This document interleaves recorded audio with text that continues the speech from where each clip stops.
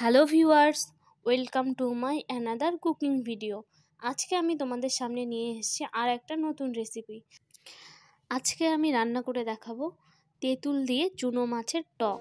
আর হ্যাঁ, ঢ্যাঁড়সও দিয়েছি এর মধ্যে। এই যে দেখলে তো, দেখে ফেললে তেঁতুলটা, এবার তো জিভে জল আসতে শুরু করে দিয়েছে, তাই না? বলো বলো। তো আমি রান্না করার জন্য এখানটায় তেঁতুলটাকে একটু ভিজিয়ে রেখেছি, আর 2-3টে কাঁচা লঙ্কা, আর এখানে একটু আমি ডুমো ডুমো করে ঢ্যাঁড়স কেটে রেখেছি। আর এখানটায় এই যে চুনো মাছ, সেটাকেও আমি ভেজে রেখেছি। তো চলো রান্নাটা শুরু করা যাক। তো তোমরা যারা আমার চ্যানেলের নতুন ভিউয়ার্স রয়েছো, তারা অবশ্যই চ্যানেলটাকে সাবস্ক্রাইব করে পাশে থাকার অনুরোধ রইল। রান্না করার জন্য এখানটায় আমি কড়াই গরম করার জন্য বসিয়ে দিয়েছি। তো কড়াইটা গরম হয়ে গেলে সবার প্রথমে যেটা আমি করব, এখানে একটু আমি তেল দেব। কড়াইতে তেল দিয়ে প্রথমে হচ্ছে ঢ্যাঁড়সটাকে ভেজে রাখতে হবে, কারণ ঢ্যাঁড়সটা ভেজে না রাখলে পিচ্ছিল পিচ্ছিল ভাবটা যাবে না, আর সেটা ভালো লাগবে না। সেই জন্য আমি এখানে ঢ্যাঁড়সটাকে একটু ভাজতে বসিয়েছি। আর হ্যাঁ, ঢ্যাঁড়স ভাজার সময় একটু স্বাদ মতো একটু লবণ আর একটু হলুদ দিয়ে রাখবো, কারণ তাহলে হচ্ছে ভাজাটা একটু তাড়াতাড়ি হয়ে যাবে, আর হচ্ছে ঢ্যাঁড়সটা একটু সেদ্ধও হবে লবণটা দিলে। তো সেই জন্য আমি একটু স্বাদ মতো লবণ আর হলুদ একটু দিয়ে দিচ্ছি। তো তোমরা এই ট্রিক্সগুলো, ছোট ছোট রান্নার টিপসগুলো দেখে শিখে রাখতে পারো, এবং এগুলো তোমরা ব্যবহার করতে পারো। যারা নতুন একদম রাঁধুনি, তারা তো এই টিপসগুলো তোমরা দেখে রাখতে পারো, আর যারা পুরনো তারা তো জানেই। তো এখানটায় আমি তেঁতুলটাকে ভিজিয়ে রেখেছিলাম, ততক্ষণে ওটা ভাজা হোক, আর আমি তেঁতুলটাকে একটু রেডি করে নেব। এখানে তেঁতুলটাকে একটু কচলে তেঁতুল থেকে যে টক জলটা রয়েছে সেটাকে আমি বের করে নেব। আমি জলে প্রথম থেকে এই জন্য আগেই ভিজিয়ে রেখেছিলাম। তো তোমরাও এইভাবেই করবে, যেভাবে দেখাচ্ছি। তো স্বাদ হবে একদম দুর্দান্ত, যেটা হয়েছিল আমার।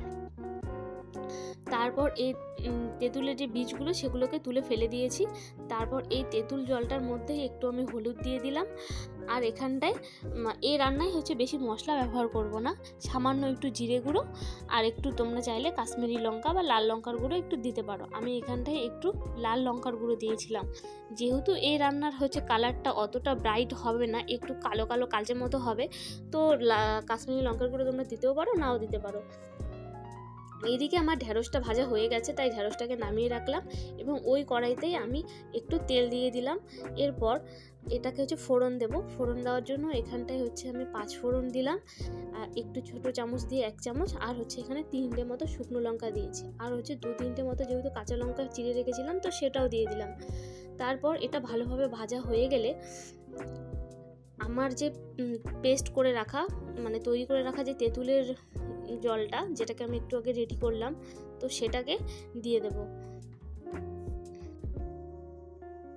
তোমরা কেউ স্কিপ না করে ভিডিওটা দেখতে থাকো, তাহলেই তোমরা রান্নার পদ্ধতিটা জেনে যাবে, এবং বাড়িতে রান্না করে খাইয়ে সবাইকে তাক লাগিয়ে দিতে পারবে। আর এটা অসম্ভব টেস্টি হয়। আর এখন তো গরমকাল মানেই একটু টক খেতে সবাই ভালোবাসে। এই যে দেখো, কথা বলতে বলতে রান্নাটা অনেকটা দূর এগিয়ে গেল। ওই পেস্টটা দেওয়ার পরেও আমার মনে হলো যে জলটা একটু কম হতে পারে, তো সেই জন্য আমি পরিমাণ মতো জল অ্যাড করে নিচ্ছি। যেহেতু একটু ফোটাবো আর ঢ্যাঁড়সটাও সেদ্ধ হবে, সেই জন্য একটু হচ্ছে জল বেশি করেই দিয়েছি। তারপর একটু ঢেকে দিলাম।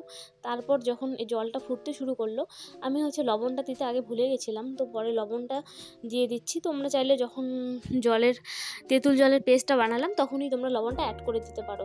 আমি যেহেতু তখন দেইনি, তাই আমি এখন দিচ্ছি। তো আরেকটু ফুটছে যখন, তখন আমি এই ঢ্যাঁড়সগুলো অ্যাড করে নেব, কারণ ঢ্যাঁড়সটাকেও তো সিদ্ধ হতে হবে। ভাজার সময় যদিও হচ্ছে 50% বয়েল হয়ে গেছে, বাট দিলাম, এখন দিয়ে দিচ্ছি। এটা ভালো করে ফুটুক, তারপর হচ্ছে একটু নাড়াচাড়া করে ঢেকে দেবো। ঢেকে দিয়ে এটা হতে থাক। তোমরা আরও নতুন নতুন রান্নার ভিডিও পাওয়ার জন্য আমার চ্যানেলটাকে সাবস্ক্রাইব করে রাখতে পারো। তারপর আমি স্বাদের ব্যালেন্সের জন্য একটু চিনি অ্যাড করলাম। চিনিটা খুবই অল্প পরিমাণেই দেব, কারণ হচ্ছে যেহেতু এটা টকের রান্না, তো রান্নাটা একটু টকটকই হবে, টক ঝাল হবে। আর চিনিটা একটু জাস্ট ব্যালেন্সের জন্য একটু দেব। আর এখানটায় আমার মাছগুলো যে ভেজে রেখেছিলাম, সেই মাছগুলো দিয়ে দিলাম। তারপর মাছগুলো দিয়ে ভালো করে নেড়ে চেড়ে আর একটু 2 মিনিটের জন্য এটাকে ঢেকে দেব। এই সময় কিন্তু আঁচটা তোমরা একদম হাই রাখবে না, মিডিয়াম টু লোয়েতে রাখবে। তো একটু ফুটে গেলেই, এটা আর বেশি কিছু মশলা দিতে প্রয়োজন নেই, এটা প্রায় অলমোস্ট হয়েই গেছে। তো তোমরা দেখতেই পারছো যে রান্নার রেসিপিটা যে আমি তোমাদের সাথে শেয়ার করলাম এটা অত্যন্ত ইজি, এবং তোমরা এটা বাড়িতে খুব সহজে অল্প তেল মশলা দিয়েই তোমরা এটা গরমকালে দুপুরবেলা ভাতের সাথে রান্না করে খেতে পারো। শেষে একটুখানি সর্ষের তেল আমি ছড়িয়ে দিয়েছি যাতে একটু সর্ষের তেলে একটু ঝাঁঝটা লাগে।